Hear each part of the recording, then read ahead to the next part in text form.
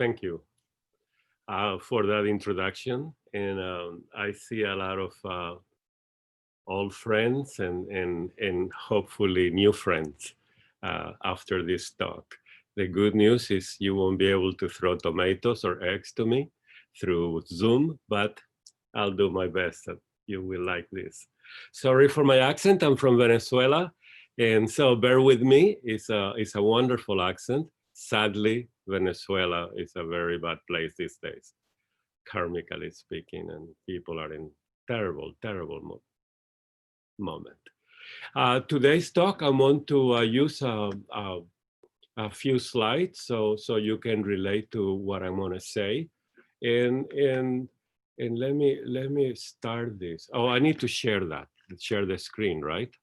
Share the screen. And also, do you have it on And single slide view? And I need you to give me Erica or Pat. Yes, you can see that. Okay, slideshow. Single screen or? Yeah, I'm doing okay. So do you see my slideshow? Yes. Okay, and therefore the topic today is the theosophical journey to the path of illumination. And as a way, I want to share with you my life. This is about what I have learned in this journey. And I hope that as I talk about that, you will relate to it in your own way. And in somehow, you will build your own theosophical journey to the path of illumination. And we can see together where we are, because the material that I'm going to incorporate today, it's not just mine, it's the theosophical way of life. And I hope that you will enjoy this. After all, it's a personal journey that we all do. This is the story, therefore, of an average person, just like me and you and everyone else who happens to study theosophy or find theosophy knowingly or unknowingly. And they are on a journey that leads to illumination, just like anyone else on this planet or in the universe. Isn't that true? Isn't that true? That's what theosophy is. It's a journey to illumination. And by illumination, that's a very specific word that I want to use, and I'm using it. And it's the object of theosophy, no doubt. Please have no doubt in your mind, in your soul. This is where we are, where we're going to. Why? Because it's the end of the voice of the silence. And by the way, let me put some plug here. Next week, Monday through Friday, I hope you don't mind, I'm going to give a 4-day morning sessions in Crotona via Zoom on the voice of the silence. It's an experience of a lifetime that I had with the voice of the silence. You all invited. There is a cost, but nobody's rejected. You cannot afford it, you will be part of it. So the main, let me go to the next slide. So therefore, I want to talk about 3 ideas. Who is a theosophist, the theosophical journey, and the path of illumination. And these are the 3 points of the talk, and this is the 3 points in my life. Who am I as a theosophist?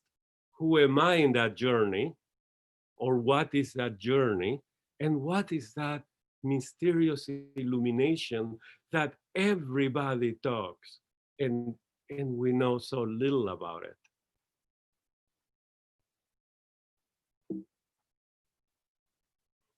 I'm trying. Okay, good. I switch. Okay, so to understand what a theosophist is, I use the guidance of HPV on the book Practical Occultism. I have the 1975 edition, and I love what she wrote there. It is easy to become a theosophist, she wrote. Any person of a average intellectual capacities, average, that's definitely me. I'm an average intellectual capacity. So think about you. Every time I say something, please take it to your own life. Are you an average intellectual capacity? Of course you are. You're right here. We are sharing this theosophical experience. So any person of average intellectual capacity with a leaning towards the metaphysical, definitely me, I love metaphysics. I love the occult. I love esoteric things.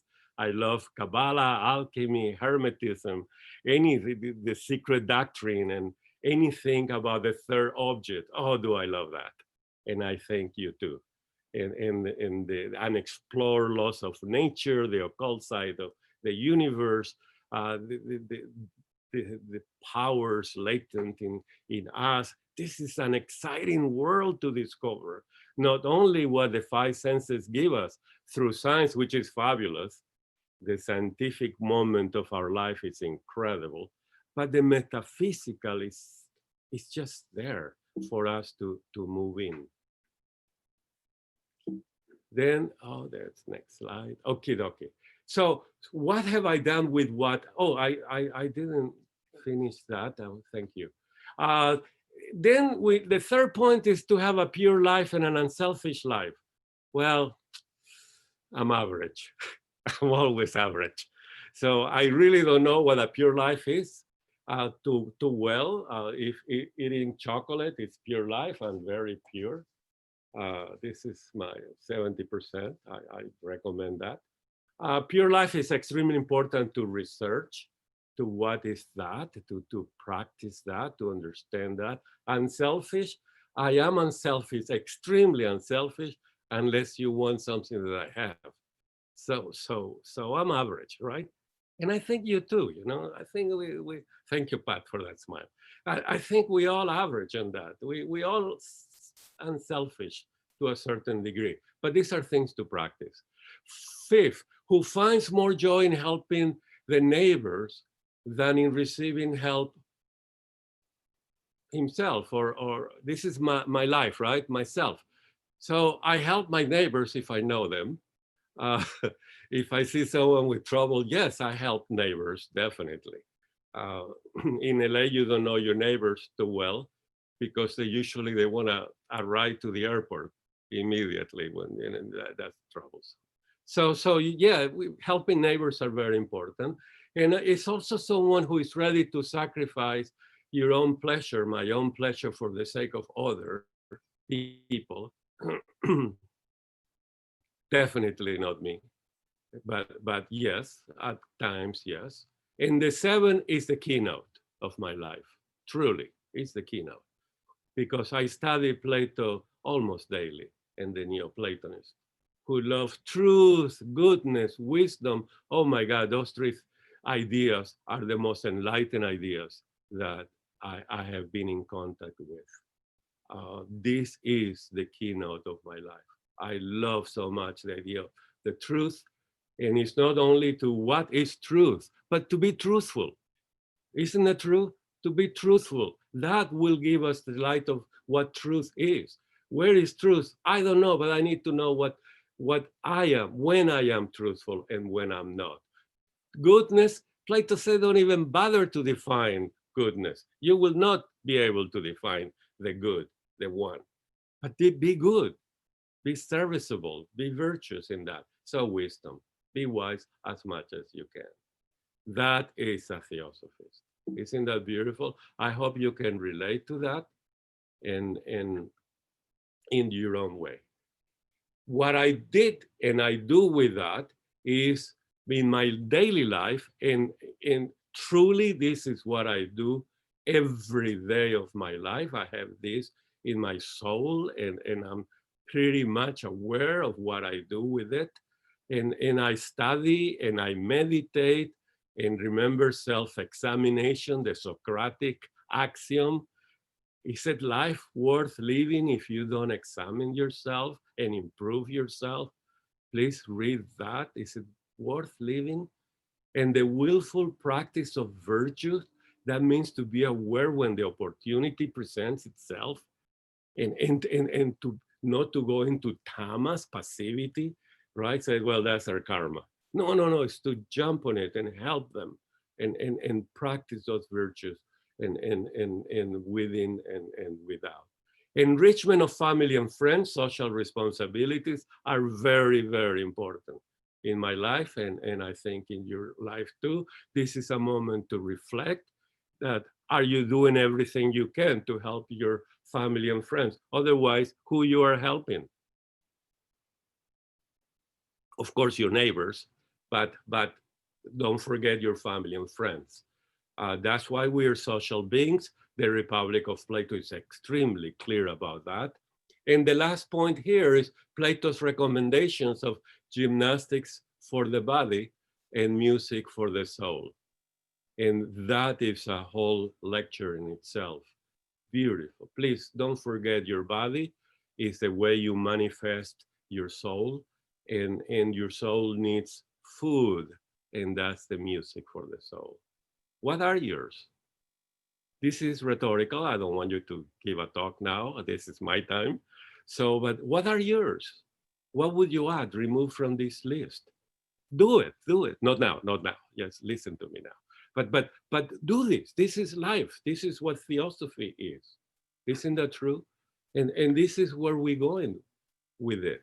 Therefore, the theosophical journey for me is a journey of discovering little by little the mysteries and relationship of the universe and the human being. This is the wonderful world of the divine wisdom, Theosophia. Therefore, in one side, we have the mysteries of the universe and the mysteries of human beings, like units to discover, but they have a relationship. And you can study them Aristotelically, independently. It's a good way to start, right? And then Platonically, you have to fuse them because they are both. And I'm going to show you how the secret doctrine shows you they are both one. And that is my journey. What is your journey? Remember, this is a meditational experience when we talk about theosophy. It's not something you read and you quote. No, it's your life. You integrate it in your soul, and therefore you are talking from your heart and not from your head. You are expressing your truth. You're truthful with what you're studying, and you express that. And again, the mysteries of the universe, the mysteries of the human being. About the mysteries of the universe, The Secret Doctrine, one of my favorite books. Here it is. If you don't have your secret doctrine, like mine, it's because you have or the first edition or you don't write on your book. Otherwise, you have to have it marked and destroy it with your mark. So there are many mysteries in the universe that we see, and a lot of them are listed in the Prom, Volume 1. I'm assuming that all of you know about the secret doctrine, and all of you own one or have them in PDF. That's so easy, right, to have. The most incredible mystery of all is space. Absolute mystery. And that's how the secret doctrine Prom starts with. Remember? But can you see my mouse, my pointer? Yes? Okay, thank you. So the secret doctrine in Prom, page 1, starts with a dark square with a white circle. That is the mystery, the greatest mystery of all. And the most of it is the dark space where our universe symbolized as a circle, a white circle is on it. Space, that dark space. That is not even home. That is where our home is. The circle is our home. Imagine that space. Who made that space where the space of our universe, symbolized by that circle, is located? That space, darkness. And our universe is symbolically represented with a white circle. You follow me? Yes, thank you, thank you. So this is a great moment to realize that there is a dark space, absolute mystery the absolute for Blavatsky. And there is no relation with anything. Anytime you have a doubt about the absolute, don't forget the dark space. And it's well represented in Robert Flatt. Look for him in the internet and type dark space or chaos, which is the word that Blavatsky uses at time, and so the Greeks, for this black space where our universe is. Robert Flatt, a mystic, an adept, incredible symbol. What are symbols? Remember part 2 of Cosmogenesis is the language of the symbol. Symbols are the expressions of this mystery. Listen well, symbols are expressions of this mystery that we can recognize because they are imprinted in our soul. Why? Those are the keynotes of the Dhyan Chohans. And those are the ideas that are in the universe, and we're going to see them more in a minute. That is the symbolical mystery language that naturally we remember. Naturally, it's a remembrance. It's a way to relate to the cosmos because it's in us. It's already imprinted. Therefore, this absolute darkness, this space, unrelated to anything, which Blavatsky even said there is no possible analogy that you can do with this space. There is no analogy. You cannot do correspondences to it, but I did. I found one. And I'm sorry, Blavatsky, you were wrong. My analogy with this absolute space and the circle on it is a humongous blackboard. You remember the old blackboards with a white chalk? If you have a humongous blackboard, which is dark, when I was a kid. Later on, I saw them green in university, but they were dark, they were black. And you draw a circle and with a white, shaded in white, right? And that is a great analogy. Why? Well, for once, the blackboard doesn't care what you do on that blackboard. Isn't that true?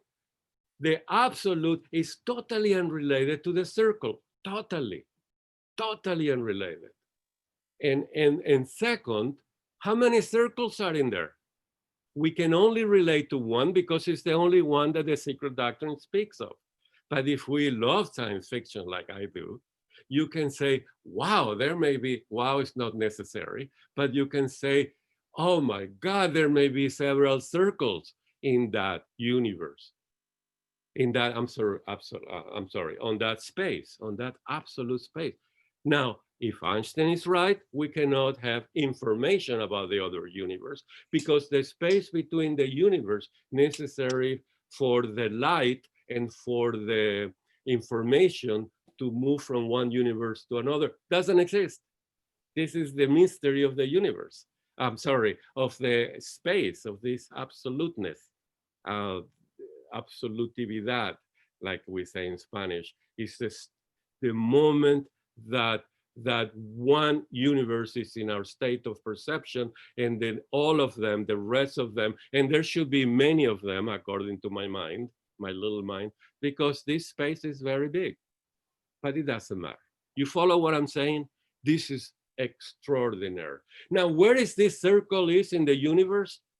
Well, Blavatsky tells us in the quoting someone else that it's nowhere. The center is everywhere. The circle is nowhere or everywhere because there is no X, Y, Z in that space. In this darkness, this infinite blackboard, it doesn't matter. You cannot say this universe is here. You can't. It's a mystery. So that's number one.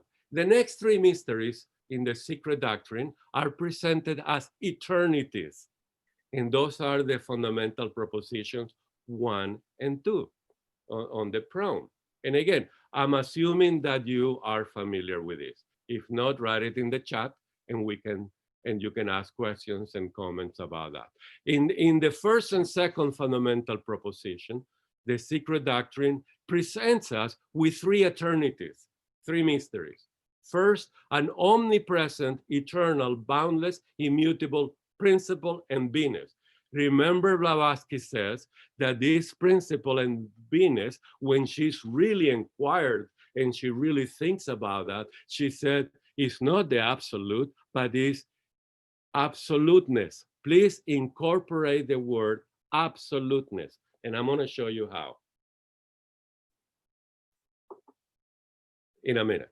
So the first eternity is this principle, Venus, that she calls it para Brahman Mula Prakriti at times, because the one is a two, it can be symbolized as two, is in the first stanza of Sian, Sloka 1, the eternal parent wrapped in her ever invisible robes. Remember, the stanzas of Sian does not start with this first principle, immutable, because it's unspeakable. And we love to talk. Imagine the first principle is unspeakable, absolute space. It cannot even conceive that darkness, total darkness. So the secret doctrine stanza starts with a two. Eternal parents, invisible robes. You follow me? The two is obvious because you cannot relate, we cannot relate to number one because it's very difficult. So it's easy to start with the two. It's like the yin and the yang. The whole is difficult, but inside you have a yin and the yang. Let's start with the two. So you start with the duality, which is the beginning of the second logos and ends in the third logos, but we're going to see that in a minute. The second eternity in the second fundamental proposition is the eternity of the universe. Another great mystery. The universe is eternal. Eternity of the universe, with the side note that is periodically, and it manifests and disappears. These are words from the secret doctrine. It's cyclical in nature. So even though it's eternal, it's cyclical. You follow me? Manvantara, pralaya, manifestation, and rest. The third eternity, the third great mystery of all, and this is where we come into being in the second fundamental proposition, especially on a footnote, is the eternity of the pilgrim, the monad, you and me, and everybody else, and everything else. And that is so incredible, another mystery. Who created the monads? Nobody. It's eternal. Who created the universe? Nobody. It's eternal. Who created that immutable principle? Nobody is eternal. In space, let's not talk about that. Isn't that easy? This is very easy. Great, great, great mysteries to deal with.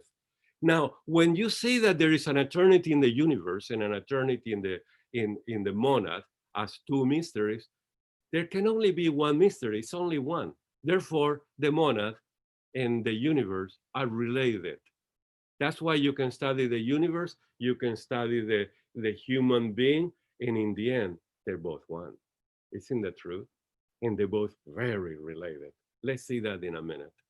And it's explained in the third fundamental proposition, in the first few lines. And this is the topic of this talk. All this 20 minutes is just intro to that. And it's about, again, and sorry, before that, there are three logos. Oh, by the way, about my PowerPoint presentation, if you send me an email, I'll send it to you. This is all yours. This is none of this is mine. If you find it important and you want it for your studies, send me an email. In the last slide, I have my email, and I'll send it to you as a PDF, which is smaller. It's not a problem. So don't take notes, etc., etc. The other great mystery is the three logos, 1, 2, and 3. They are defined in the secret doctrine, and I think it's on page 16. And they are also mysteries because the moment that that principle manifests anything on it with its duality, the point in the circle start thrilling. And that means manifestation is about to start. Starts stanza 3. And the three logos are the point in the circle, the first cause, and manifested logos, the root of all, the point in the circle. The second logos, you see the second logos in the secret doctrine is very easy to detect. And read well this line. because it's two set of two ideas. Spirit matter dash matter, spirit dash matter, comma, life, or another way to see it, the spirit of the universe, comma, Purusha and Prakriti. Remember in the stanzas of Zian, in Pralaya, they are called the eternal parent, invisible robes. Then they're called father dash mother, Swabhavat, right? They change as time progresses in manifestation, but the moment you have duality, second logos start. In the commentaries of the Blavatsky Lach on the secret doctrine, Blavatsky called the first logos unmanifested. So here, but the second logos, she calls it unmanifested, manifested. So it's not quite yet duality because unmanifested, manifested, but it's the root of that duality that pervades the universe, like in the secret doctrine tells us on page 15. Duality is in fullness in the universe, in the third logos, in the third moment. Logos are moments, events of the universe. The third logos is cosmic ideation. These are from the secret doctrine. Mahat, the universal world soul. Remember, this is different from the spirit of the universe. She clarifies that really well in the commentaries to the secret doctrine. If the universal world soul is our focal point. It's called the anima mundi also in the Hermetic tradition, Alaya in the East. Alaya and universal soul, Mahat, cosmic ideation, are favorite words of Blavatsky. Alaya is the keynote of the voice of the silent. And you want to know more about that, of course, I invite you to my talk next week, or this week, Tuesday to Friday. It's the keynote, and we're going to see that also in a minute. Therefore, the third logo is very easy to determine. It's back to one. It's the Oeahu, the young. It's the divine dragon of wisdom. It's the Zeus in ancient Greece. I like Zeus and Jupiter and all of them. And it's so perfect what that third logos does. Listen well. It's so, when you relate and contemplate and reflect on the third logos, and don't forget stanza 3, number 7, it's all about the third logos. Stanza 3, number 7, it describes you, the third logos, what we call God, and it describes its function, both under the word behold, because it's not with your mind, it's with your eye of intuition, your contemplation. You must behold it. Is so perfect, so incredible, its function, its description, what it does that moment in the history of the cosmos that appears as a God to us. A human being that is not a mystic or is not an occultist or a theosophist, logos, that third logos, appears like a God. And we're going to see that. And that in stanza 5, number 2.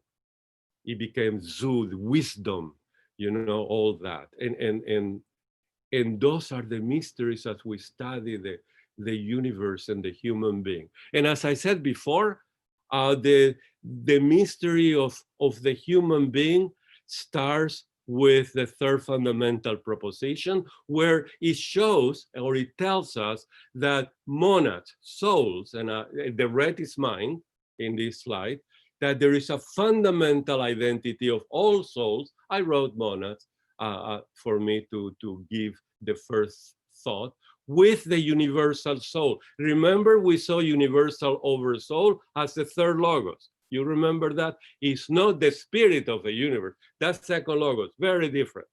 So this is the universal over soul. Identity. So imagine this. And later it says, a spark of the former. So that's another symbol that we can relate to. And remember, symbols is the language of the soul because it's imprinted in our souls, imprinted by the Dhyan Chohans. And keynote. Therefore, if we have an identity, the monad with the universal soul, what is the finality of theosophy? Think about that. If I want to show you in the secret doctrine, the mysteries of the universe, the mysteries of the human being, and I'm going to tell you there is an identity, what the voice of the silence is going to tell us? Well, you're going to go there. You came from it, you're going back to it. Isn't that true?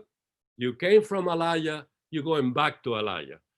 And please search that in the voice, especially fragment 3. We came from the universal soul, and back to it we're going to go. And this is why on the very, very last page of the voice of the silence, he says the words, "Thou art enlightened. Choose." And that's where we're going. So again, the monad is identical. There is an identity with the universal oversoul. And the first image is a spark of the former. She also uses a drop of that, like water, like a drop of water in an ocean.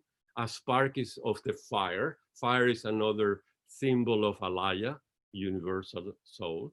And there is a great mystery here too, an obligatory pilgrimage. Everybody hates that word. Who are you to tell me that I am going to be in that pilgrimage, that I'm on a path? I do whatever I want. Isn't that what people would say naturally when they read obligatory? Well, good news. You have no choice. This is very good news because now we know. And this is the beauty of theosophy. Our choice is on our willful practice of the virtues, of the paradise. That's our choice, and that dictates our karma. But there is an obligatory of pilgrimage of every monad, the souls, a spark of the former, through cycles of necessity according to karma, and cycles, of course. And then we get an independent conscience passing through several stages. First, every elemental form. And second, we acquire individuality. First, by natural monadic impulse is another mystery, remember? Monadic impulse, please research that well in the secret doctrine. And that explains so much the difference between the monad, the idea of the beings, and the monadic impulse, which is permeated in the beings. And then by self-induced, self-devised efforts, checked by karma. And we going from the lowest to the highest.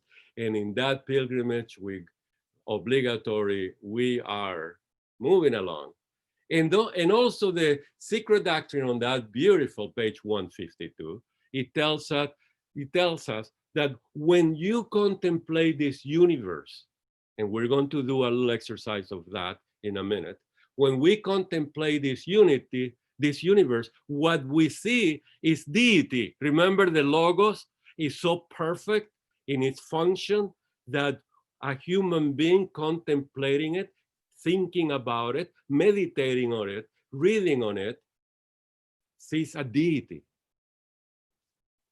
But Blavatsky tells us that deity is the law for the scientists and for the occultists, deity for the religious people, the theologists, the mystics,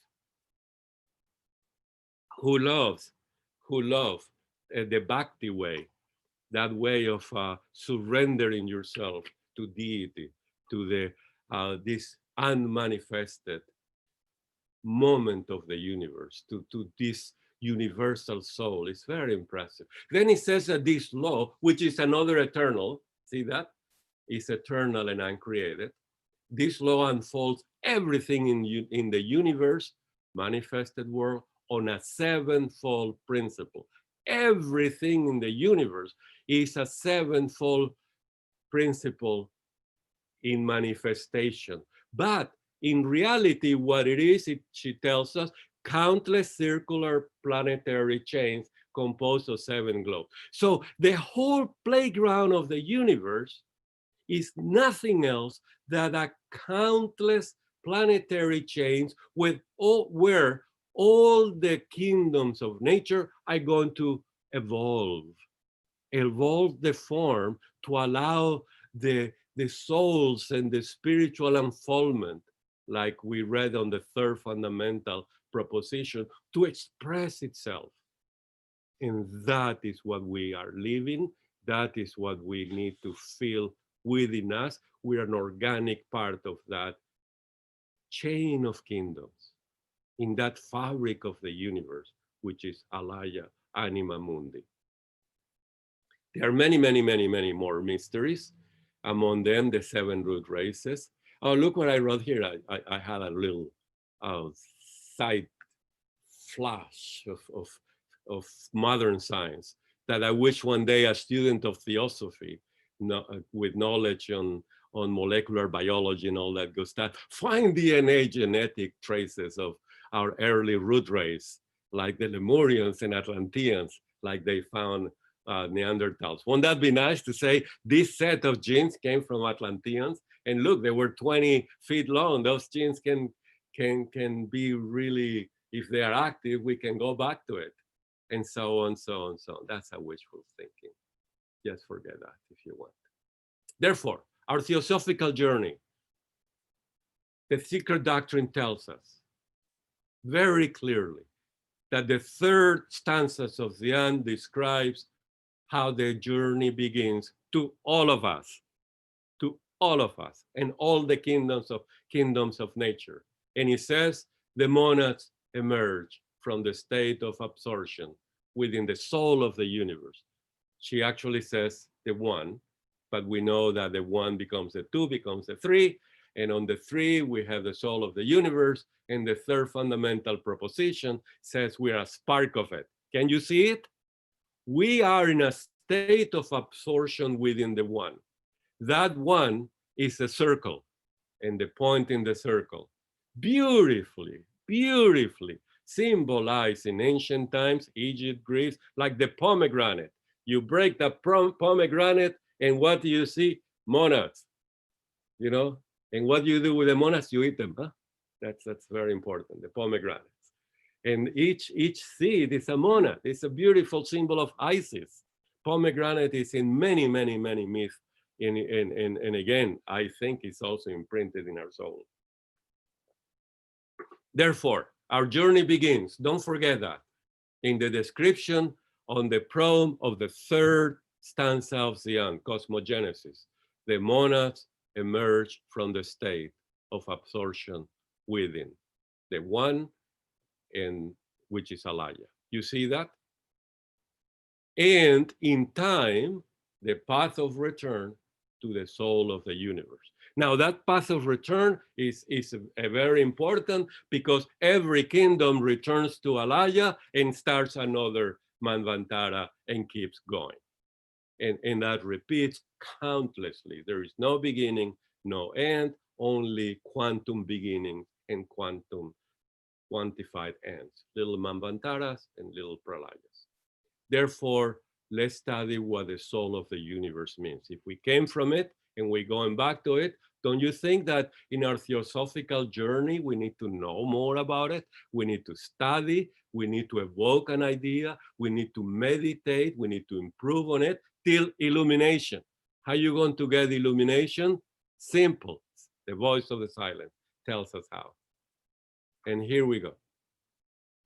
In this very short, small diagram, I illustrate what Alaya is and the relationship between the universe and the human being.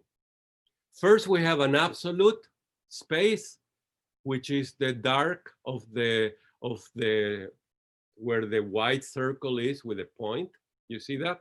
This is our absolute, totally absoluteness. Absolute, I'm sorry. And during Pralaya, this white circle is dark. This is what Blavatsky called absoluteness. Please don't confuse those terms. Many times Blavatsky used the word absolute for absoluteness, but what she's describing is the quality of the universe in pralaya. Always, the beginning of manifestation is a moment of unmanifested universe. The cyclical manifestation hasn't started. Incorporate the idea of absoluteness. It participates in the quality of the absolute, but it's not the absolute. When she really thinks about it, in the secret doctrine, and I have many quotes of that, and in the commentaries, they say, therefore, Parabrahman is the absolute. How can it be the absolute? It's a principle. It's absoluteness. It's not absolute. And when she talks about business later on, in that first principle, she said, I said absolute, but it's better absoluteness. This is in the secret doctrine. Therefore, what is absoluteness? Is what when the universe is in pralaya, unmanifested, is dark. Darkness alone fills the boundless all. That means that nobody's watching. There is no mind to see it. The eye of contemplation of the initiate, adept, the Dhamma, the eye of the Dhamma, is not there to see. Therefore, the universe is dark. The background is dark. You see nothing. Therefore, we have two circles, a dark circle and a white circle. Therefore, the prom is incomplete. Isn't that true? We have a universe that is not white yet. Therefore, in the commentaries of the secret doctrine, in the meeting number 3, she was drilled on this.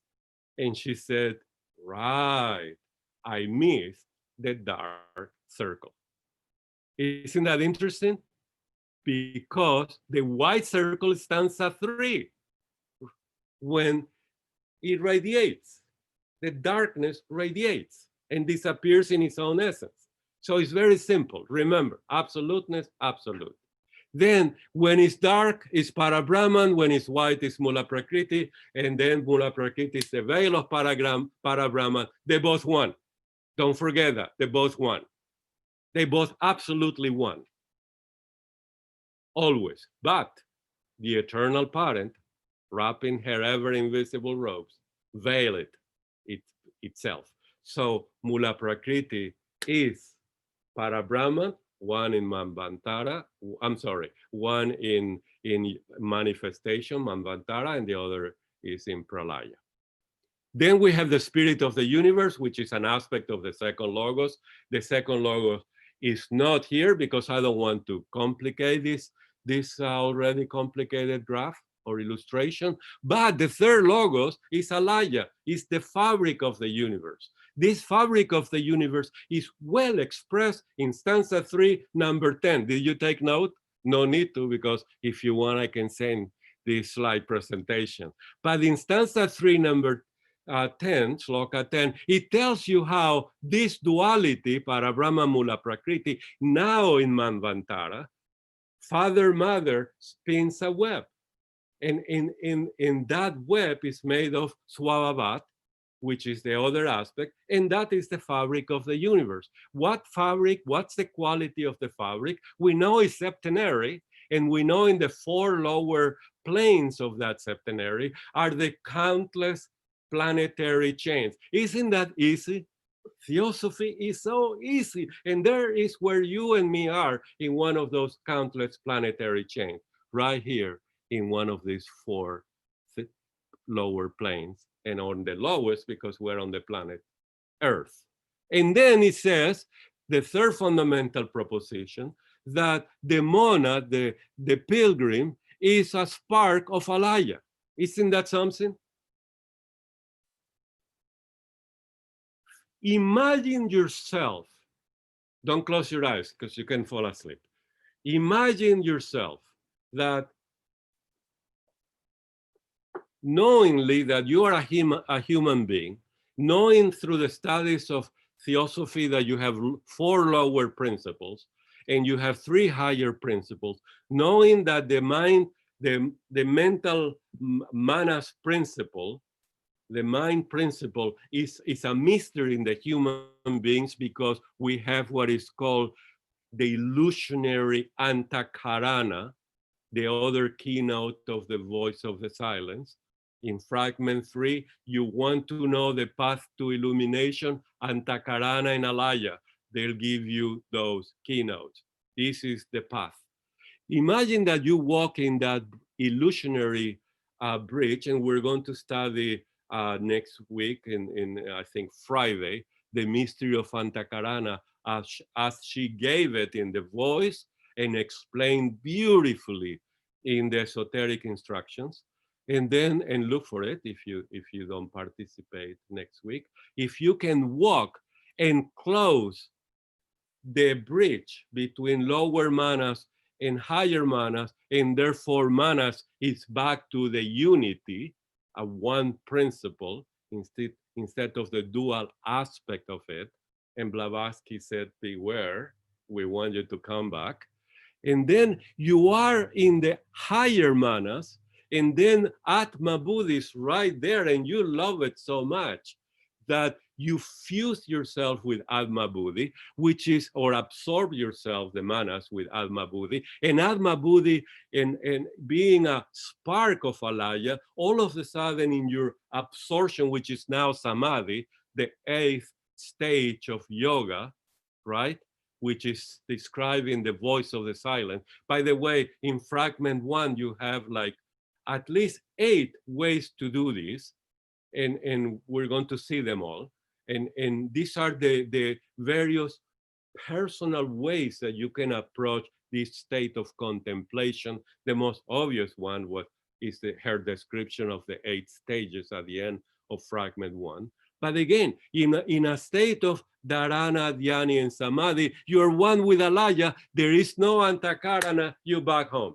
You see it? You are illuminated. Totally illuminated. Isn't that incredible? You are one with it. And what happens? This is the greatest mystery of all. This is where we understand, after we study that there is a path of illumination. A path that begins with the focusing of the mind, which is called dharana in the voice of the silence. Remember, the second instruction of the voice of the silence is what? You need to understand dharana, concentration. Nobody knows dharana. Very few people concentrate. And most of the time when we concentrate, it came like, oh my God, I concentrated. I don't know how it happened, but I saw it. Most people have no clue how to do that. They think it's thinking, and then they are fantasizing 2 minutes later after they start thinking. They think it's reasoning, but no, concentration is a mystical experience.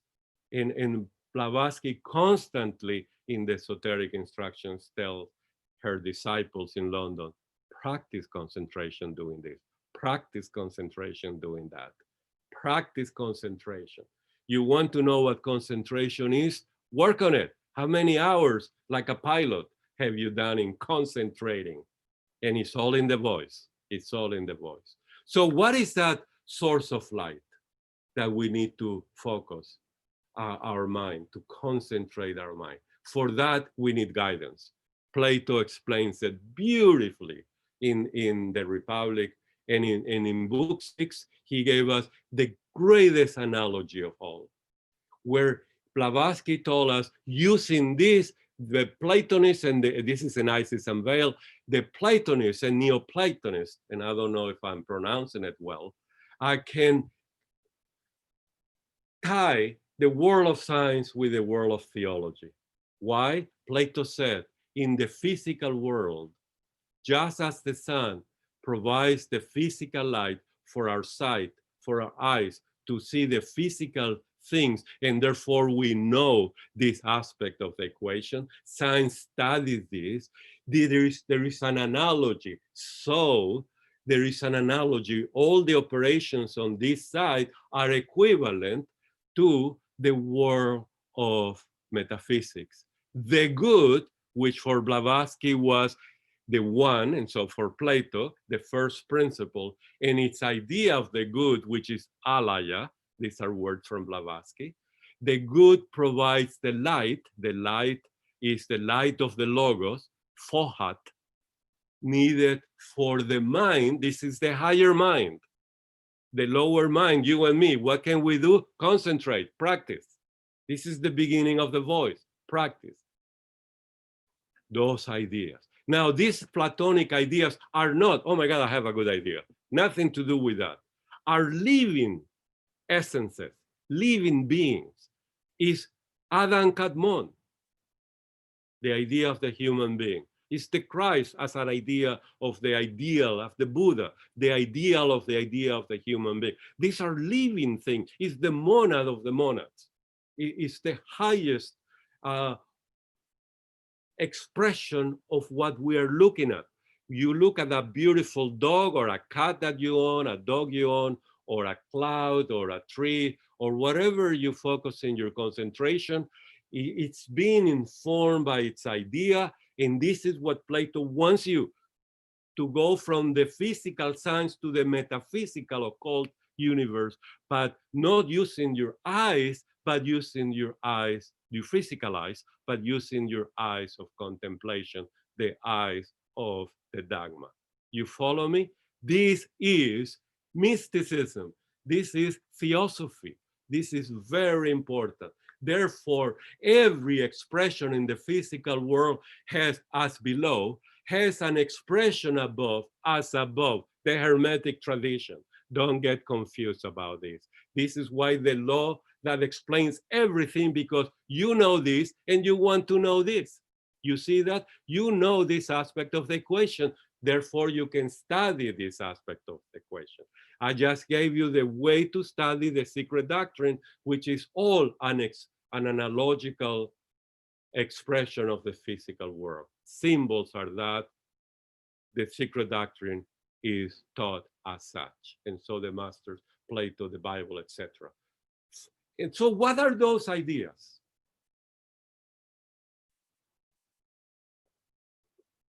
If those ideas are the most important thing, because they provide the light, and I draw a little yellow arrows. You see that?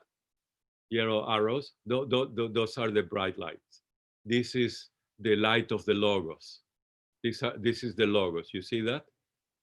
So what the secret doctrine tells us on page 16 is there is a mystery that we're going to call Fohat, that it hasn't been told yet to people, she says, unknown to the Western speculation, even though Subaru extensively wrote about that in the notes of the Bhagavad Gita, but she took credit, which is okay. It all came from the same master, so we're okay with that. But yet it was represented everywhere. The light of Anamon-Ra, the bundle of lightnings, thunderbolts, right? Thunderbolts in Zeus. Have you seen that? Go to Greece, please, in the museum. You will see that little statue. It's so incredible. I go to Greece, go to that museum, see Zeus with his thunderbolt, have lunch with Erica. Don't forget. And that's important too. So Fohat is going to be a key word for us, the light of the logos. So he says, this something at present unknown to Western speculation, we call it Fohat. It is the bridge. It is the bridge by which the ideas, remember, ideas is not just a mental thought, it's a living expression of everything that is in the universe, existing in the thought divine or divine thought cosmic ideation, right? Are impressed in cosmic substance, right? Which is the fabric of the universe, as the laws of nature. Look, everything is here. As above, so below.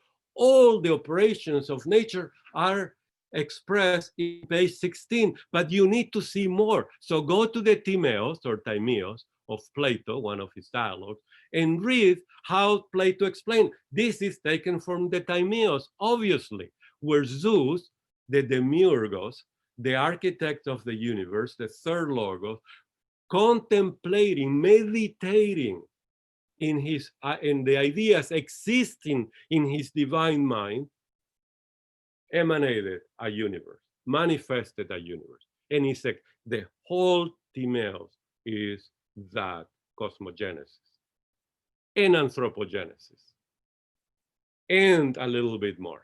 Because the Timaeus came after the Republic, and when they say in the dialogue, what should we talk about the day after we established the Republic and all the laws and the education? What should we do?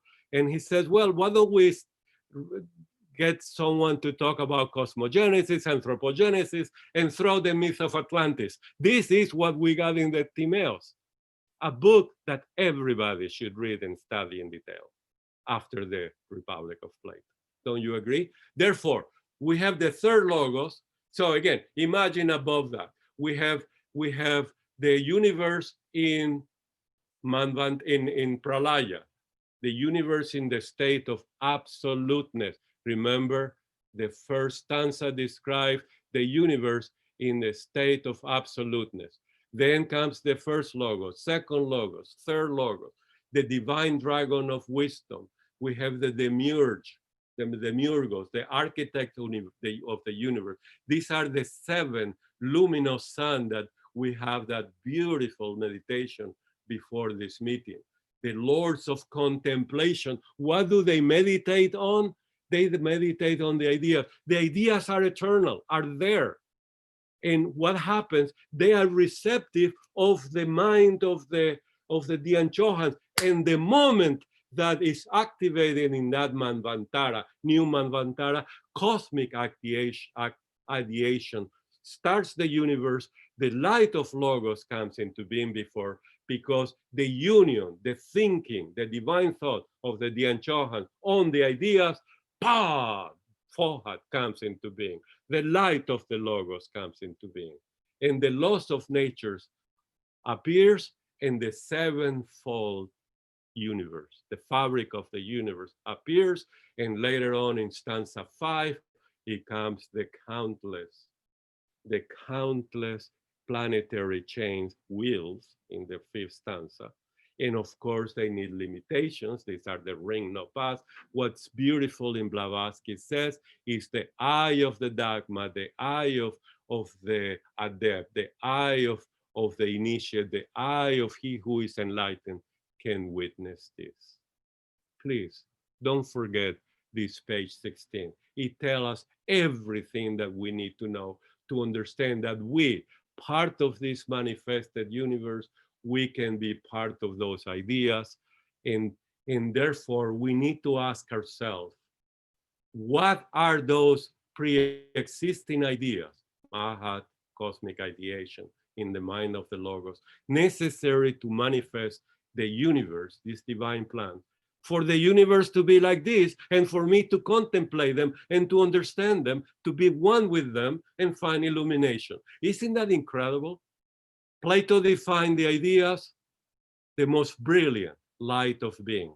This is in book 7. The translator is Rouse. That's the one I use, because that's how I study with a great Platonist, Pierre Grimes. He's 90 plus years old. We studied, Susan and me, many years with him. I still listen to him, look for him in YouTube. He's one of the greatest Platonists of all time. Some people know more about Plato, but Blavatsky said he really is the embodiment of Plato. So don't you think this is very important? And how do we get there? Walking through the Antakarana, the lower to the higher, and then through the light of the Logos, that radiancy, move up. And I have a couple lines from Pseudo Dionysius. Dionysius okay, Susan is going to read you in good English. I thought I had the book here, but go ahead. Do you have a couple lines to read? Yes, I do. I'll just read a few. Yeah. This is Dionysius to his friend Timothy the elder. And he says to Timothy that the things of God are revealed to each mind in proportion to its capacities. He says further that just as the senses can neither grasp nor perceive the things of the mind, just as representation and shape cannot take in the simple and the shapeless, just as corporeal form cannot lay hold of the intangible and incorporeal. By the same standard of truth, beings are surpassed by the infinity beyond being, intelligences by that oneness which is beyond intelligence. And later he explains, as I have already said, we must not dare to apply words or conceptions to this hidden, transcendent God. We can use only what Scripture has disclosed. In the Scriptures, the deity has benevolently taught us that understanding and direct contemplation of itself is inaccessible to beings, since it actually surpasses being. Many scripture writers will tell you that the divinity is not only invisible and incomprehensible, but also unsearchable and inscrutable. And yet, he says, on the other hand, the good is not absolutely incommunicable to everything.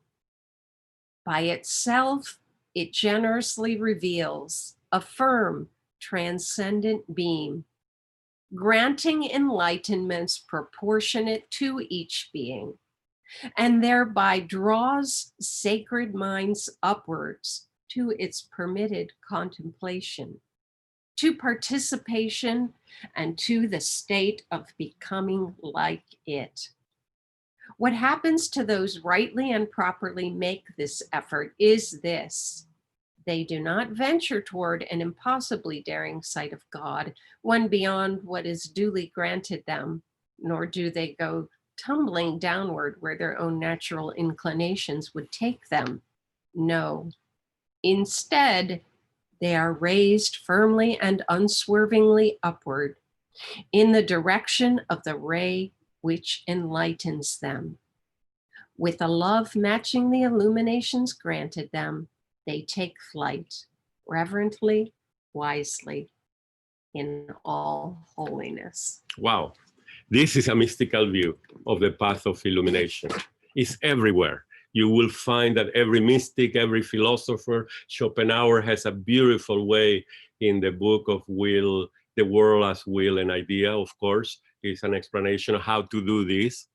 And that's my favorite way. Anyhow, we all have a way to meditate, but what we're doing is walking through that ladder of the light of the Logos. If you want this page or you want more information, write me. And therefore the story ends in the voice of the silence. In the last page, it says, "Thou art enlightened. Choose thy way." And we know that there are two to choose from. And this is the end of the voice of the silence. In fragment 2, only ends with, "Oh yeah, I see the two ways. I see the path."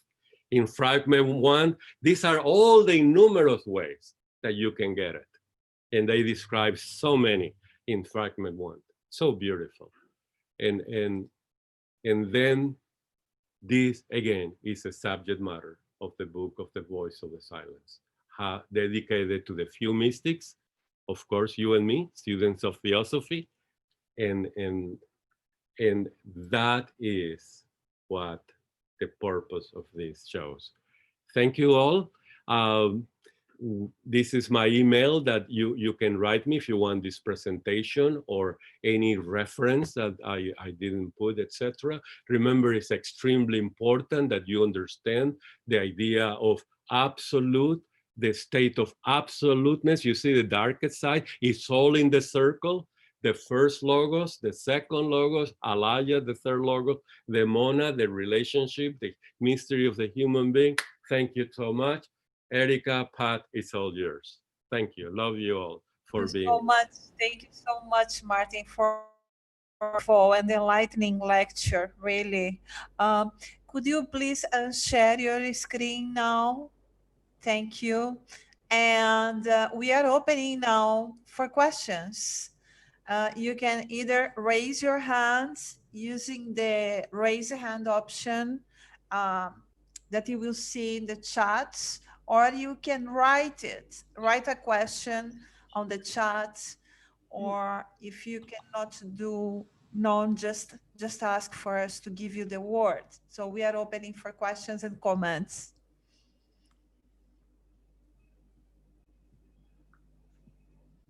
All right, I have one question. Thank you. Well, you emphasized a lot mysticism in your lecture, and I found it very interesting because we do not see it very often. Theosophists emphasizing so much mysticism as you did in your lecture. So you said that that dharana, concentration, is not just concentration, it's something much deeper. It's a mystical experience. Could you develop a little bit more on that? Yes. Of course, what we do, thank you. Of course, what we do with concentration is to practice concentration. In other words, when we focus our idea in something external, our mind, into something external, or like the voice of the silence says, in an internal object, which later on she's going to say is alaya, use alaya, the universal soul, as your object of contemplation, then you imagine that a moment that you go from your lower mind thinking about it to a moment of flowing into it, because concentration, contemplation, and absorption are shades of one process. So once you are in that flow from dharana to samadhi, the last three stages of yoga, and we all have a little bit that experience in life, all of that, a little bit, even nanoseconds. And when we go into that stream of flow, we are not in the lower mind. We can't be in the lower mind. Therefore, two things happening.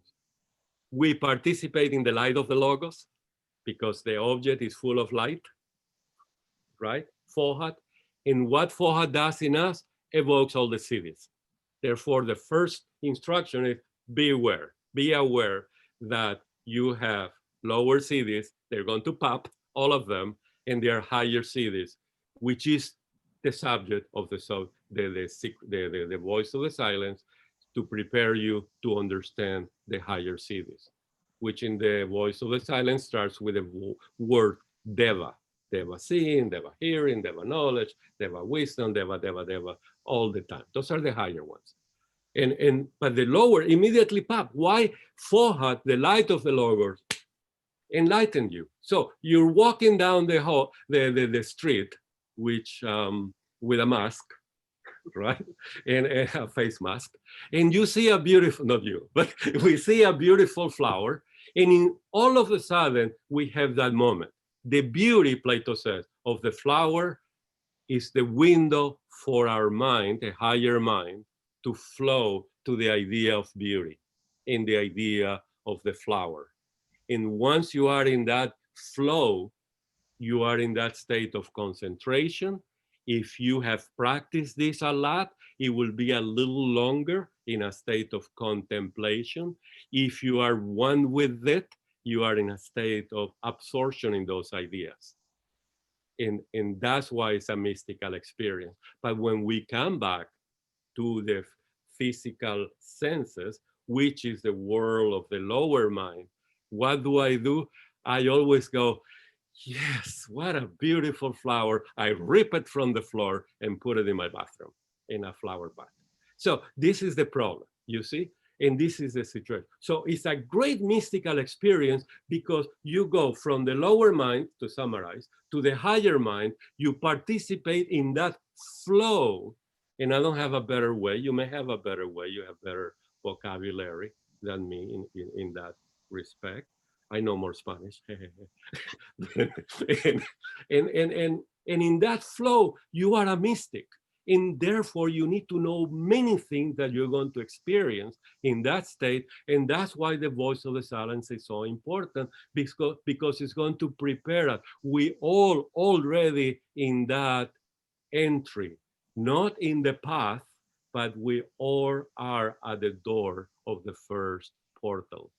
And we need to know, because we are theosophists, we're studying this seriously. We're already doing practice of concentration and meditation. We may avoid the cities very wisely, but yet we all there. So that's my point. And I love the third object of the society, and I think we should devote more to it. Thank you, Martin. We have another question here for you from Aurea Bernal. Is Elijah the Holy Father that Jesus told us? Okay, the Holy Father is the one, right? The Father, the Mother, and the Son. Blavatsky always complained from Subaru that when he talks about the logos, he doesn't explain which logo is. So as long as we explain the reasoning, we're okay. So therefore, there are three logos, and in the secret doctrine, they are also related to Father, Son, Holy Ghost, right? Or Father, Mother, and Son. So the third is always a Son, which is the Oeahu, the younger. And again, that stands at 3-7. The description and the function of that. Father is always the father of Zeus, Kronos, the father of Kronos, Uranos. Is that how to pronounce it? Uranos, the first logos. Greek, yes, Uranos. Uranos, okay. So there is always this triplicity in nature. So when we say father, we have to say, well, what's the relationship, father and son? So if we put above, then first logos, first principle, the root of all. Thank you. Thank you, Martin. Well, we have a lot of expressions of gratitude on the chat from Brad, from a lot of people. If you may wish to read it. And then Catherine, please, you have the words. You have raised your hands. What are you? You have to. Oh, you have unmuted yourself. Yeah. I didn't realize I was no camera either. Sorry. So I am feeling like I'm running after the train, because this is brilliant, but it is a little more than I have studied. And so my question is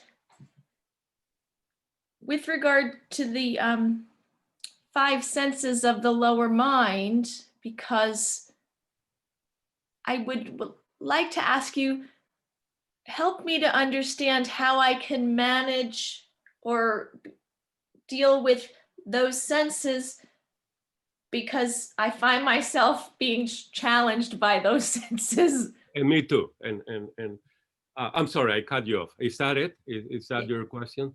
Yeah. And not only that is a question, but it's the meaning of life. As a human being, what we need to do is that. So the theosophical journey is to walk on that path.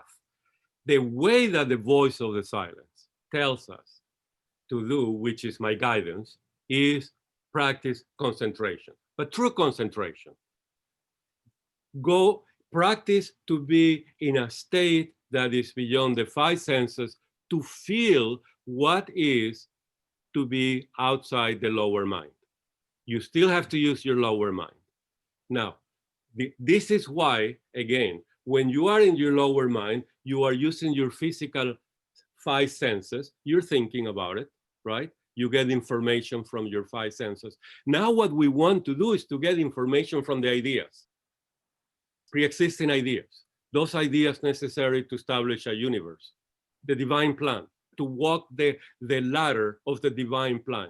What Susan read you is how to walk through the light, into the light, from the lower to the higher. You cannot do it through the 5 senses. Therefore, Blavatsky tells us, you got to understand the nature of dharana, concentration. Therefore, the mystical practices, the spiritual practices, the first practices is to start a path of concentration. So what are your objects of the mind that you do? What Plato recommends is to practice the virtues. Why? Because the virtues are the ideas. The idea of the good, Blavatsky told us, is alaya. The idea of justice is very important. The idea of love, and of course we have the paramitas and everything else. So choose something that relates to you really well. If you are an artist, you can use the idea of beauty. Concentrate on the essence of beauty, on the essence of colors. What is the real blue, not the physical blue? Start moving away from the five senses so you experience that. Second, like I said to Erica, we all have experienced this many times because beauty is the window of that universe. Plato, the idea of beauty. It just captures your soul and takes it through that ladder of the light of the logos, the light of the good. And therefore, every time that you notice in you that something caught and grabbed your soul, dwell on it. After the fact, because you came back, we all come back very fast. You see a sunset and you listen to a music, wow. Go back and recreate that feeling, recreate that moment. You won't be able to capture in its fullness because you just had a moment of concentration, true concentration in walking in that flow, but you experience it. We all have done it many, many times because it's very natural. But to live this life where we have to work and social responsibilities and drive on highways and walk on roads, you need the five senses, right? Don't work with your eyes in Alaya crossing a street. Don't. There is no God looking after you. It's your own responsibility. It's not, oh God, walk me through the, no, everybody will stop. That doesn't happen, only in Hollywood. Nobody's looking after you. There is no God's looking at you. Read the Secret Doctrine. That's very important in the summing up. This is all our self-reliance, self-responsibility. So you have done this many, many times. What I'm asking you is what I do in my life. Now that I'm aware through the voice of the silence, I dwell on that. And time is not, and space is not. And the space between your lower mind and your soul, the higher aspect of your soul, are none. You have breached that. You are in that light. And that light is within you, right? That flower is out there. The cloud is out there. The dog is there. The love of a person is there. I mean, it's within your heart. It's so beautiful. And that heart is very important. Because if you get any energy of that, Blavatsky says in The Voice of the Silence, now concentrate that energy in your heart. This is the safeguard. Move all that force, all that kundalini, all that prana, all that thing you get in your heart.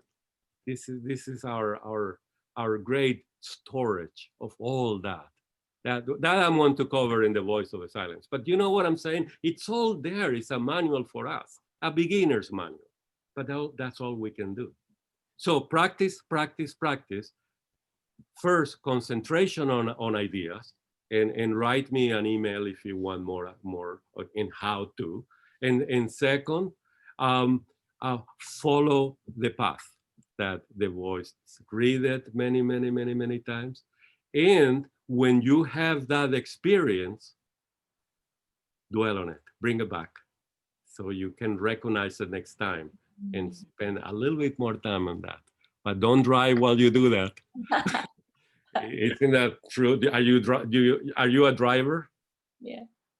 Has it happened that you got to where you got and you don't know how sometimes? Yeah. Don't say it. Okay. Okay. This is bad. Okay. This is a lower mind and it's really bad. That's fantasy. So imagination, so that path. Thank you so much, wonderful. That is the path, that is our journey. Thank you. Thank you, Martin. Thank you so much. Well, we have one more question here, which says the meaning of love looks like it is a formless, abstract idea. Is that because it is universal? Is that related to the higher idea you have shown in the slide? Okay, so let's go back to Plato, who is the master of the ideas. Remember the secret doctrine vocabulary on this comes from Plato. In India, you will have to use the Tamatras, and I think for us Westerners, Plato is much easier. In the Platonist, and everybody else after Plato use that. So Plato said two things. One, first, never, never, never, never. He only says once, but never, never, never define an idea. Always the idea is capitalized. So you recognize love, capital L, don't define it. It's impossible to define an idea. Why? It's the most brilliant light. Or like the person really well said, it's a formless abstract idea. And yes, it is universal. And yes, an idea main function, according to Plato and as explained in the secret doctrine, is to provide an informing quality in a vehicle for descension. You follow me? Descend from the higher world of Mahat, cosmic ideation, all the way to the physical world or the lowest plane. It descends in it. So it gives you Vahan, the vehicle, and informs you the qualities that I'm giving you. So everything manifested in the world participates in many ideas.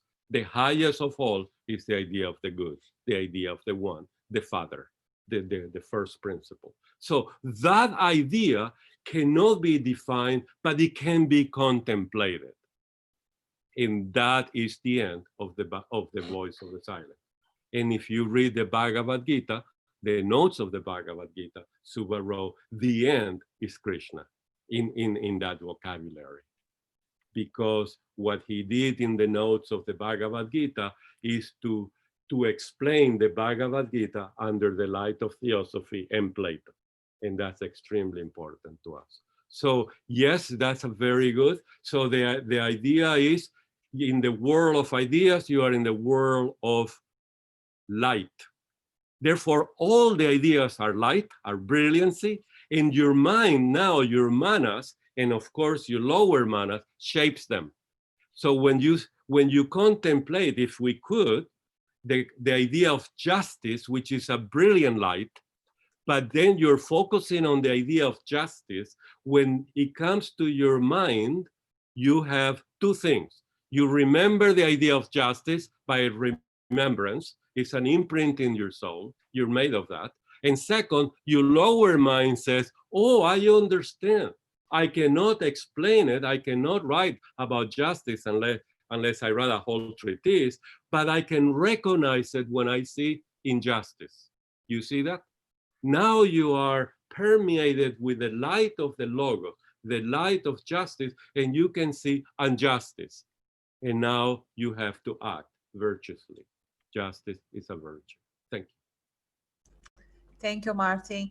We have two questions, two persons. Wait, Dino, I will give you the word after Taro. We have Taro who wishes to ask you a question, then Dino will be the next in the line.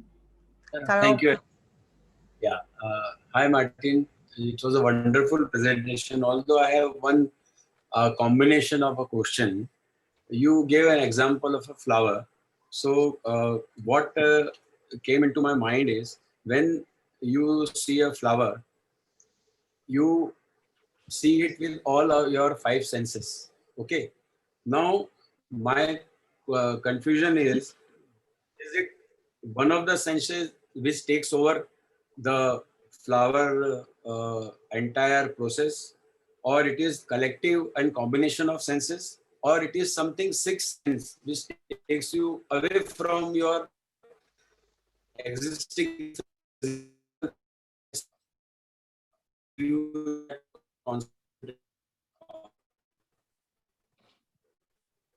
Can you, I think we lost him, isn't it? Well, I think I got the question, All right. and I hope he can listen to me. Yeah, Tara, we have lost. I think We cannot listen to you, Tara, anymore. But Martin, I think he got your point and he will answer your question if you are there still. yeah. I think he's there. He may be listening to us. Yeah. And it's a very important question too, because you pose the possibility that there are several experiences. Maybe we lost him or not. Martin, perhaps we should wait. I think he will be Okay. back. Okay. Then we move to Dino, and then if Tara is not back, then you answer his question and he will watch. I'm here, I'm here. Oh, Okay. you are there. Okay. So, fantastic. yeah, okay. All right. Fantastic. So again, the question also manifests your own experience. Obviously, it's your own dream, your own way, your own personality, and I know you have the answer too, because it's your own experience. But my answer is the following: everybody expresses the union differently, expresses it differently. The experience is the same. The expression is different. And that's why we have countless schools of mysticism, philosophy, and religion. We know the process of illumination, enlightenment, and nirvana is one and the same. How do you explain it? Through Zen, through Mahayana, through the Vedanta, through Kabbalah, through this, through that, right? Through Christianity. Which is the right way? All of them. The voice tell us. All of them, they are. They're all true. That's why in fragment 1, Blavatsky shows a bunch of ways to do that. Therefore, they're all experiences. But what I do with that is the following. When I have such an experience, and let's keep the flower, because they're so beautiful and they grab my soul all the time. And I grab them after that and put them in the bathroom. So in a little flower pot. So they all grab my soul. And what happens? When I try to describe, I'm describing my own experience. And I know it's a different experience from Susan's. And therefore, they're both valid, because we both had the same experience at different times sometimes. Therefore, we need to find our temperament, our lower mind. We need to find what tickles us, how we explain it, and pursue that path, as long as it's a good path. That Plato said in Book 6 of the Republic, in that path, it cannot cause confusion, it cannot cause bad health, and so on. So he gives some test of how do you know you are on the path and on the light. And one of them that I remember, I don't have the book in front of me, one of them, your mind is not confused, your body is not, sick. So very important. So again, as long as you can explain it and follow that. So therefore, in Vedanta, what do they do? Well, they say there is an internal organ, antakarana, and they describe the various ways and through the sheath and consciousness states. In Kabbalah, well, you walk through the tree of life and so on. In yoga, you have dharana, dhyana, samadhi, and then you go over all those stages of consciousness. It's all explanations of the same experience. And that's my answer. Everything you said is all true. They're all true. Now, what is your experience? And how do you explain it? And that is what's important, because even the voice tell us, remember the master can only point the way, everybody goes alone, everybody goes in different ways. But the path is one, because the experience is the same. So it's all the same. Look at yourself, it's like looking inside your book of life. It's so beautiful to explore yourself. Look at all the philosophies, you have studied a lot of them, and see which one matches the vocabulary with your own experience. That's the one is yours. Thank you so much. Thank you, Martin. Dino, the word is yours. Thank you so Thank much. you, Martin. Can you hear me? Yes, very well. Yeah. Thank you. Loud and You are done a very, very good presentation on the journey of the theosophical illumination. Fantastic. And you mentioned quite a lot the golden stairs. I think is very, very important. Self-examination, full practice of virtues, social responsibility, study and meditation. I think this is very, very important on the journey of the theosophical study. And it's another thing. Jeffrey Farding, you must know Jeffrey Farding, used to mention quite a lot about the law of analogy and correspondence. Why is so important? That's a question, right? Yeah. Okay, for two things. In the lecture, I show a slide that Plato came out with this. He's the master of analogies. So for one side, Plato is the master of analogies. Not only he spoke about them, he showed us how to do it. Second, in his best analogy of the universe, he said the physical world, as the scientists study, is the metaphysical world. It's the same, it's analogous, so to speak. Not the same, but it's analogous to the metaphysics. It's like the metaphysical world. As above, so below, as below, so above, to get to the illumination. That's the alchemical transformation. Therefore, the masters in Blavatsky told us, what is the supreme law to study theosophy? The law of analogy. Why? Because we want to study metaphysical things and they are extremely difficult. But if you relate it to physical things, they become easier. Therefore, to study analogies, you look in the secret doctrine or in Plato, the analogies, and you stop. Once you have two analogous terms, you look for the correspondences. You reject what they are not, you stay with what they are, and those correspondences give you wisdom or knowledge. For instance, stanza 5, to understand Fohat, extremely difficult to understand what Fohat is. In the relationship with the Dianchohans, extremely difficult. Blavatsky gave us an analogy, and I want to reward it because I don't have the book in front of me. As the rider is to the steed, you know, my wife is my memory. As the rider is to the steed, so the Dianchohan is to Fohat. Rider to the steed, analogous to Dianchohan to Fohat. So if you are a jockey, sorry for the Hollywood thing, I live in Los Angeles. You know, you are on a horse and you're guiding the horse. Would you guide it to the precipice? No, no, right? Because even if you die, you know you're not going to die. And second, you're going to come back with the same scandals. So this is a scandal. You can't die. So what happens? You have a plan, a divine plan. This is what the Dianchohans do with Fohat. You see that?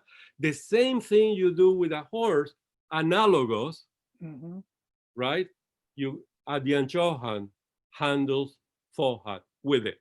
You follow what I'm saying?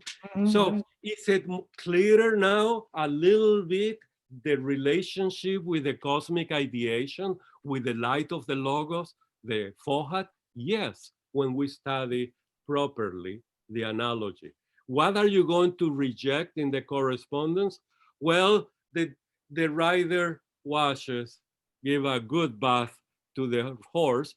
The Dianchohans don't do that with Fohat, obviously. You see that? So again, once you have two analogous terms, brainstorm ideas, and those are the correspondences, rejects what doesn't apply, stay with what applies, and you learn more. In the secret doctrine, Blavatsky at times gave us analogies, like the one I just said. At times, he gave us correspondences, and you have to say, oh, she gave me a correspondence in this line. What is the analogy? So I can do more and learn more. We don't do that. Why? We forgot to study Plato. In Blavatsky time, they still were studying Plato. She probably assumed everybody already knows analogy. Analogy was very well studied in Christianity, in Judaism, because of the same. You can see the mysteries of heaven by knowing the mysteries on earth. Thank you very much. Thank you. Thank you. All right, we have a question from YouTube, in the YouTube channel from Marcelo Luz. He is quoting the following. The first stage is when the point appears within the dark circle, within that unknowable darkness, close quoting. This is from a meeting February 7th of 1889. Is it about this expression you were talking about, Martin? This is his question. Yes, and it has to do with the idea and the whole mystical purpose of studying that is to understand the relationship with the monad with Alaya. What is Alaya? Because the lower mind needs to understand this well, so we can relate to it. And yeah, some people say that. No, we need to understand that there is an absolute darkness, space, mystery out there. There is a symbolical circle that represents our universe. And in that circle, there is a point that is eternal. And it manifests and goes into a state of rest. When it manifests, it's a point. In a state of rest, you don't see the point because it's pralaya. Everything is dark. So the universe is in a state of absoluteness. And this is why in the Secret Doctrine, please, on page 25, it says the first stanza describes the state of the one all, the circle with the point, one all, the universe, during pralaya, and is the state of absoluteness per se. You see, when she says absoluteness per se, is because the universe is dark, you don't see the point in the circle, but it's there because it's dark. The point is always unmanifested, first logos, and that's Parabrahman. In the back, the first logos and Parabrahmans are one, so to speak. They're both dark. And in Manvantara, you start seeing now the point, the egg, the one of the zero, and all that. So it's very beautiful. So yes, we need to know. So 1, 2, 3, first, second, and third logos. Remember in the Secret Doctrine, the 3 is very tricky. Blavatsky uses many ways to describe the 3. 1, 2, 3, point, line, triangle. Point, line, cross. Remember that? The third logos sometimes it's a cross. There are different ways. It's all the same. But we need to understand 1, 2, 3, the third moment. Yes, the point is unmanifested and it's dark, seen and unseen. Thank you, Martin.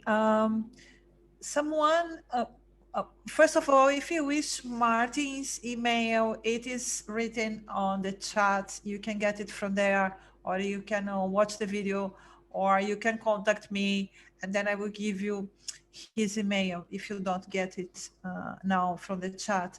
Someone wrote, there are so many compliments for you, Martin. Better you not read it, because your ego is gonna be, a bit inflated, and we do not want that. We want but remember, Erica, I am above that. That means that I love it. I love all that. I love it, really. Thank you. You know, the sad thing is everybody cries. Oh, what a waste of hour, you know? That would be very sad. Everybody's very happy. But I noticed that people are writing emails on the chat. I don't have them. I don't know if you want to. Yes, that's what I'm telling them. Please contact. You should contact Martin if you wish. All right. Now, here, Diana, she's asking, could you please share the name of the book of your wonderful presentation? Well, Oh, the one that Thank Susan you read. for this wonderful presentation. Could you please share the name of the book? Now, Diane, what book are you talking about, if you are there? Susan, I have it here on your side. What Susan read is from the complete works of Pseudo Dionysius. Oh yeah, I have the same. Okay. So this is the Western classics, right? And it's on the first page of the Divine Names. From the Paulist Press. Paulist Press. And there are some versions for free in PDF in the internet. Yet, as you can see, I love to write on books. Susan doesn't like that, but that's who I am. But again, I like to have it all in a book. But the important thing about Dionysius is he was Christian, and he was Platonist, and he was a great mystic and a great theosophist. And he really, really spoke from knowing, from wisdom. Yeah. Well, I have one question. Perhaps this is the last one. My question is regarding Ramakrishna. Ramakrishna Paramahansa. Have you heard about him? A little bit. Well, when he was meditating many times, he was losing consciousness. Probably he was going into samadhi. My question to you is, why would this happen to someone who enters a deep stage of meditation? Why this person would lose consciousness, would fade? Well, I'm not sure what he means by consciousness, but let's assume fade away. He was fading. He was losing consciousness completely and control of his body. He would fade away. Okay. Well, Blavatsky said in The Voice, and I haven't had that experience because on the personal note, when I'm meditating and I get in any state like that, just before I panic and I come back, to my wife and my dark chocolate. So I don't let myself experience that yet. I still have a lot to learn. Yet I notice that in a state of concentration, which is the first of the last three, right? I do lose the sense of the five senses, and time is not. This is a moment that you can be concentrated, whether you're reading a book unknowingly and you concentrate, time is not there. Someone can come from the back and decapitate me, I will not know. I would have thought that I arrived to nirvana. You know what I mean? But I mean, I'm totally out of it. So in a state of concentration. So I can imagine that if I continue like that, and I go into a state of contemplation, in a state, like you said, absorption, this could well be happen. Also, we know by the voice of the silence that the state of samadhi is one step before nirvana. That's how Blavatsky called, one step removed. And that's when you see the light. And that's why you get full illumination. You are one with Alaya, basically. Now, if you have no antakarana, Blavatsky told us in the esoteric instructions, then you stay up there. If in antakarana you have a little bit of compassion for humanity and a little things to work out, and you want to come back, you come back. So samadhi is such a state, such an important state. And when we study the voice, we see it so clear that it's a turning point. But again, for us, not for him, an illuminated person, I'm assuming. I haven't studied him well, but some people relate to that too. I mean, relate that experience to, that for us, the key now is the manual that Blavatsky gave us on the voice. And the second instruction is the nature of concentration. And I know for sure that people need to practice like a pilot. You will not let your pilot with 5 minutes of piloting to be your pilot, because this is a bad plan. Because like Blavatsky said, as the Dian Chohan handles Fohat, so the pilot the plane. So we need a better plan. So in order for you to search for absorption, you need to have hours and hours and lifetimes of concentration. But that in itself is a beautiful, illuminating experience when you can concentrate. And we all do it. Just find out when and enjoy it and dwell on it.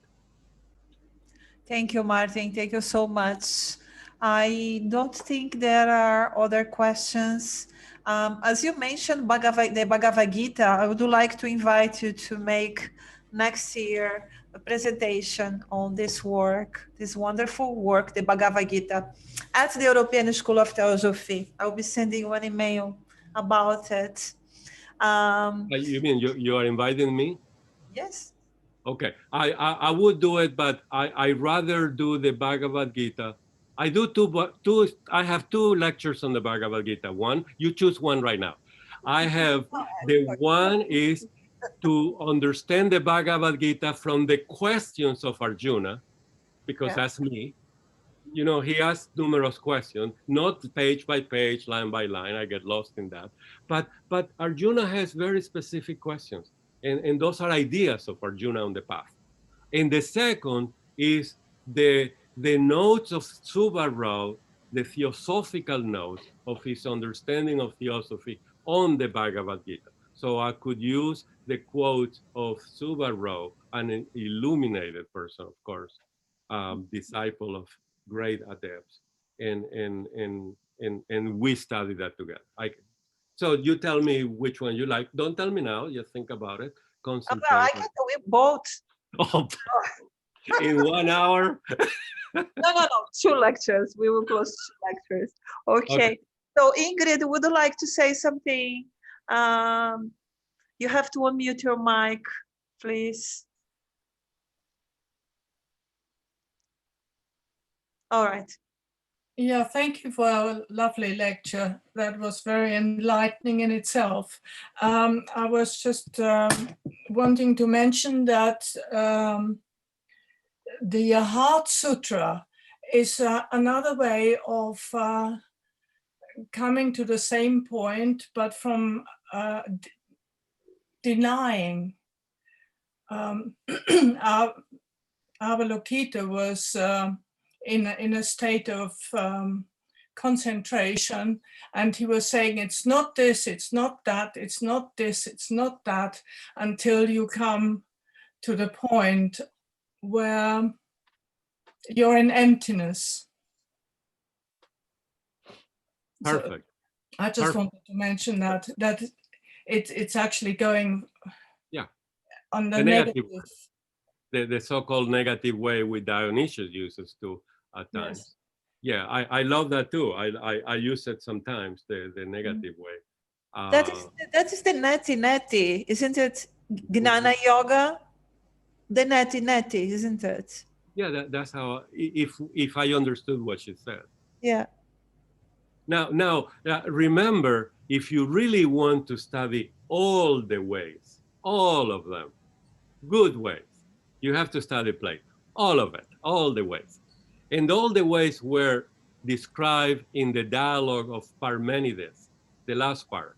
In Parmenides, young Socrates, 26 years old, sees Parmenides, challenges Zeno, his disciple, and Parmenides comes back. And by the way, Parmenides, no doubt about it, is one of those great adepts, theosophical adepts of the fraternity, no doubt.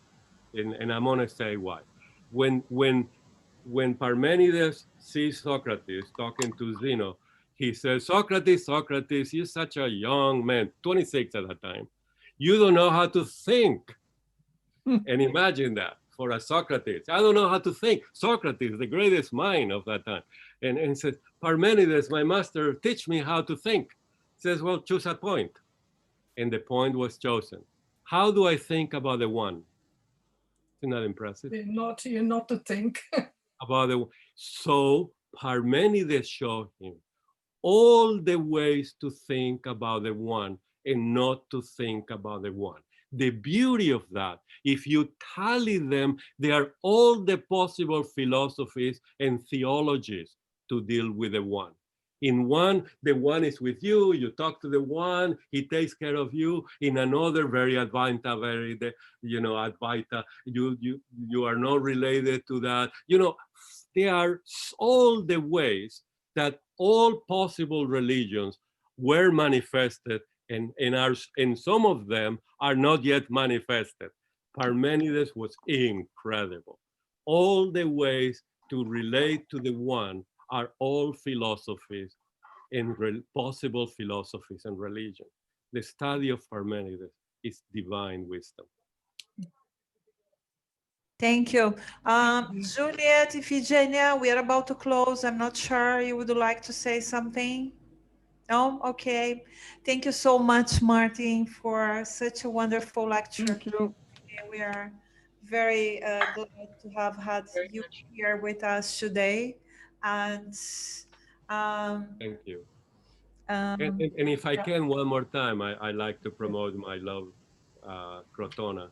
I have a seminar on the voice of the silence, 8 hours to a day next week, every morning in Los Angeles at this time, 10 to 11, 10 to 12, just in case people want to study with me, the voice of the silence. Yeah, please, could you include the link to the seminar on the chat so they can have it?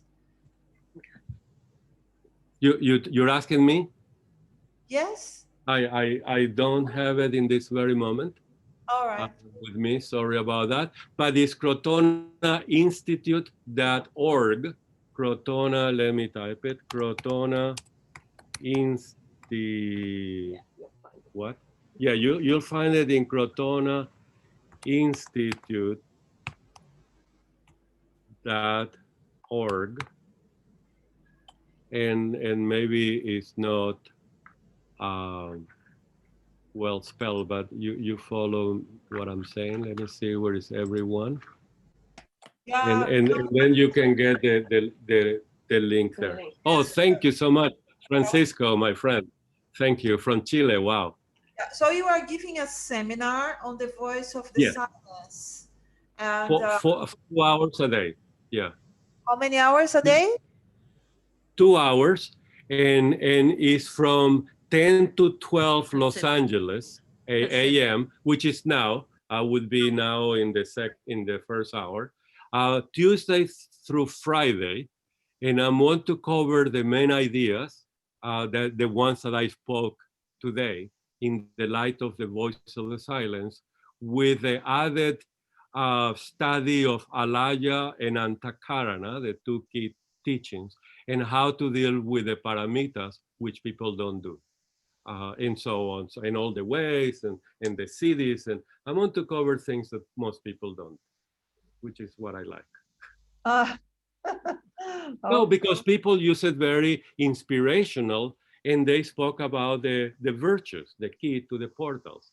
Everybody does that, and that is so important, right? Virtuous life and inspiration. I like the metaphysics aspect of it, the path, the mystic path.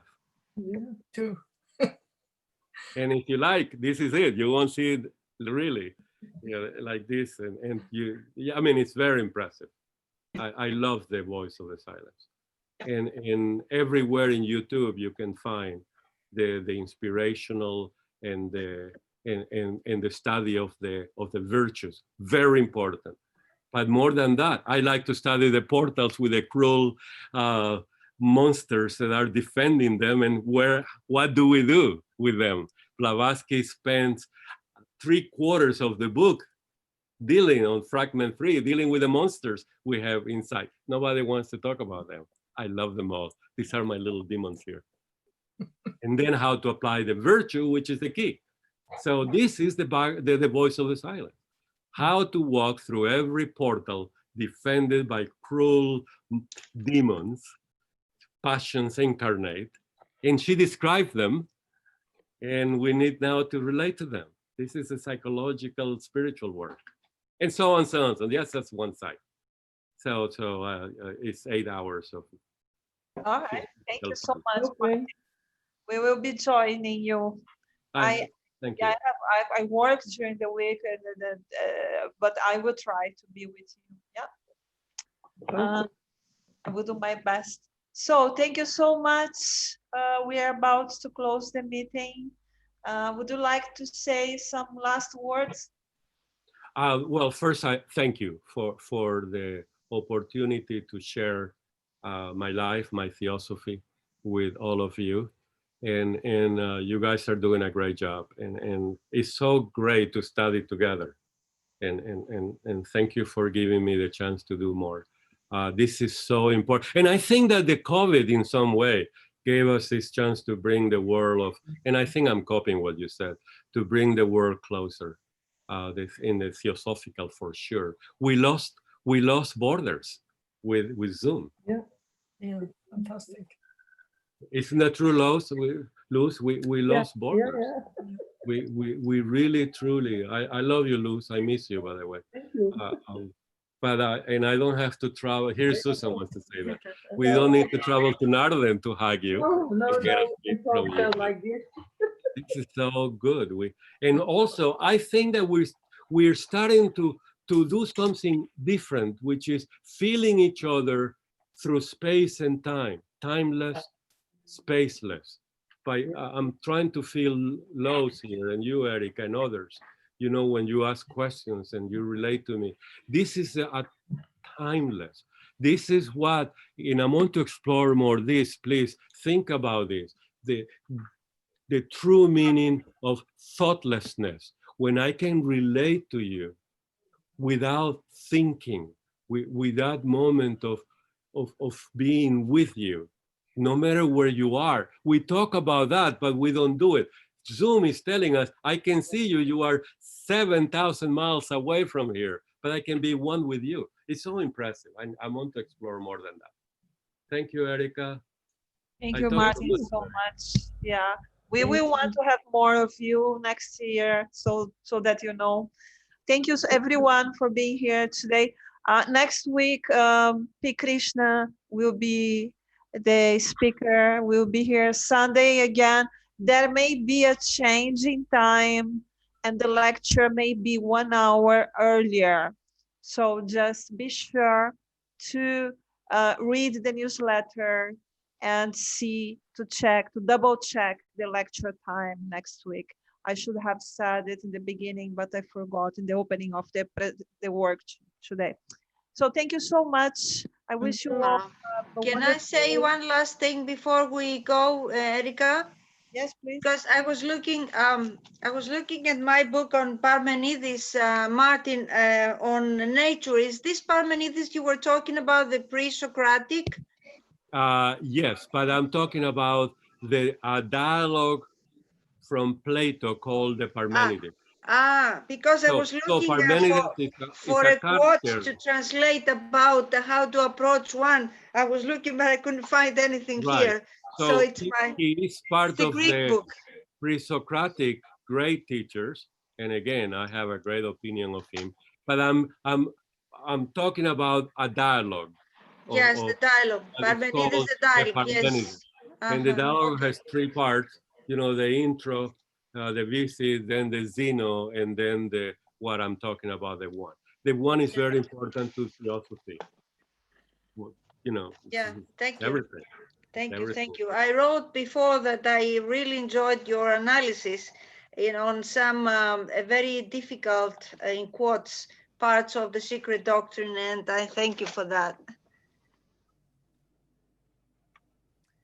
Thank you all so much. We are about to close the meeting, and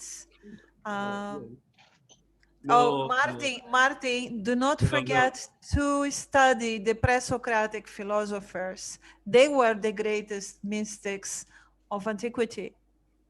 Therefore, we need a talk from you of pre-Socratic and theosophy. All right. Did I put it on the spot? Because if you have to look on, there is a lot there. You cannot imagine. I need guidance on that, because for me it's a new world. I'm Plato and post-Plato, but yeah. but someday Right. you're gonna talk. Well, we are still 44 people here. We are 100, and then now we are 44. So anyone would like to ask a last question? Because I just cannot close the room with all of you in here still. So is there any other question? No. They don't want to let you go, Martin. Well, so the challenge is really to make all this your own journey. Isn't that true? Yeah. Everything you Erica, everything that your group in the European School of Theosophy is doing is to give us pearls to enrich our journey. And in every meeting that I participate in the past listening, I write down some of those pearls. You can always find pearls. Mr. Bill Quinn, he gave us a lot of pearls about consciousness in a way that I could not explain that beautifully. I don't have that vocabulary like he did on consciousness. And your talks in the voice of the silence, you enlighten me to a lot. This is why we're all students of theosophy, and we help each other. This is so important. I really, really enjoy that, what you're doing. Me too. Me too. I mean, I enjoy all this that we are doing together. It's not me doing it. So we are doing together. And there's a group working on that because we are social creatures. And if we talk about unity, the unity of life, unity is this: is being together, is working together, sharing our ideas, is listening to each other. And this is perhaps the positive side of COVID. It brought us together in a way that we couldn't imagine. Right, and to know, and even the role models of theosophists, we have role models. And Ed is talking about Dora Kuncia that I barely met for 2-3 hours in some seminars in Crotona and few hours in Indralaya. So this is important to know who are we, right? We know all the bodhisattvas by heart from Buddhist. You know, we all know all these lamas and teachers in Zen. But who are those great theosophies? Who was Taimni? Who was Jinarajadasa? Who was the Purukar? Who was Barborka? I mean, these are great people, you know? And who are we? Who are we? That's very important. Yeah, that's very important. Who are you? Who are you? While we are alive, it's not only looking into the past on those who have gone, but into each other and what we have to offer, what each one of us have to offer us, you know, because yeah. It's so important too to share, you know, the role models of theosophy. Mary and Ed are there. They are listening, and they. Oh, they are. Yeah, they are listening. Yeah. I hope you are well, Ed and Mary. Yeah, they have the mic closed. Yeah. All right. Well, all the good things come to an end. I think there is another gentleman from Venezuela here, no, or not? In some talks, we had another gentleman from Venezuela. Is that true or no? Hola, hola. Oh, Carlos. Sí, señor. ¿Cómo está? Muy chévere. Mándeme, yo soy maracucho. Mándeme un email, ¿ok? Con mucho gusto. We spoke in slang now. Sorry. This is a slang. Write me. Un abrazo, please. I love my hometown. Thank you. Venezuela is in a very bad situation right now. Breaks my Carlos is there, and he was asking if we could organize. I'm just gathering positive karma for next life. So, Martin, Carlos was asking if we could organize at the European School of Theosophy some meetings in the Spanish language. And I told him it would be difficult for us to do that. But you are doing a work in a Spanish language. So it would be very important, Carlos, for you to contact Martin, and he will guide you into and introduce you to the Spanish lectures in on theosophy. Sí, I sí, would yes. love to do that. For sure, I will send him today. I will send him an email to get his. I will become his shadow. I'm at your service. Well, then all the good things come to an end, right? All right. So thank you so much. We are closing the meeting now. Then I'm you-